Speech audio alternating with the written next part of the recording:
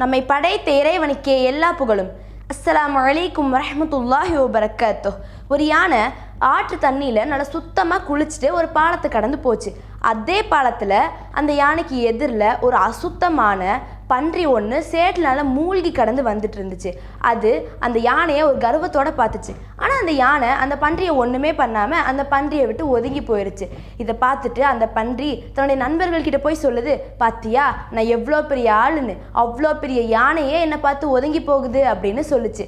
இதை கேட்ட அந்த யானையோட நண்பர்கள் யானைக்கிட்ட போய் கேட்குறாங்க, நீ எதுக்கு அந்த பன்றியை விட்டு ஒதுங்கி போன, பயந்தா அப்படின்னு கேட்டாங்க. இதை கேட்ட அந்த யானை சிரிச்சுக்கிட்டே, நான் அந்த பன்றியை பார்த்து பயந்து ஒதுங்கி போனனா அப்படின்னு கேட்டுச்சு. அதுக்கு அந்த நண்பர்கள், பின்ன எதுக்கு நீ அந்த பன்றியை பார்த்து ஒதுங்கி போன அப்படின்னு கேட்டாங்க. அதுக்கு அந்த யானை சொன்ன பதில் என்ன தெரியுமா? நான் ஆற்று தண்ணியில் நல்லா சுத்தமாக குளிச்சுட்டு வந்தேன், ஆனால் அந்த பன்றி சேற்றில் மூழ்கி கடந்து அழுக்காக இருந்தது. நான் நினச்சிருந்தா ஒரே நிமிஷத்தில் என் காலால் அந்த பன்றியை நசுக்கி கொண்டிருக்கலாம்.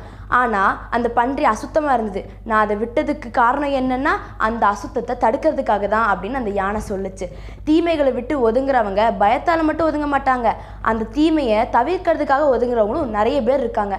அசுத்தத்தை எதிர்க்கிறதுக்கு நம்மக்கிட்ட வலிமை இருந்தாலும் அந்த அசுத்தத்தை விட்டு விலகி இருக்கிறதே சிறந்தது. அஸ்ஸலாமு அலைக்கும் வரஹ்மத்துல்லாஹி வபரகாத்துஹ்.